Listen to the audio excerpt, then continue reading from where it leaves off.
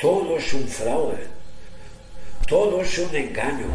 Se trata de probablemente el mayor falsificador de arte de la historia. Sí que ha sido, si no el mayor, uno de los mejores falsificadores. Era como el falsificador invisible.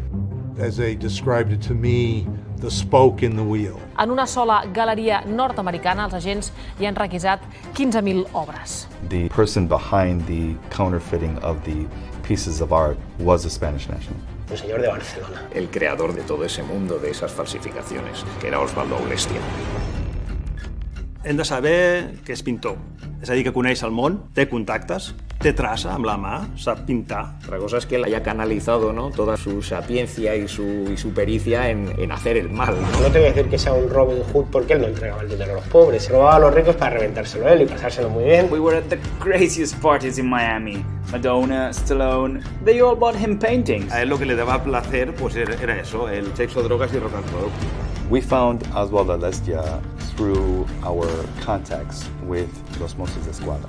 I l'Oswald va decidir fugir i no posar-se en mans de la justícia. Es un huido de la justicia. Nosotros nunca lo habíamos visto.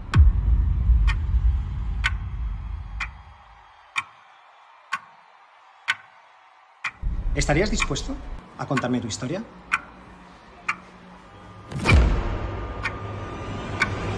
Me llamo Oswald. Lo que ahora os voy a contar no lo vais a creer, pero resulta que es cierto.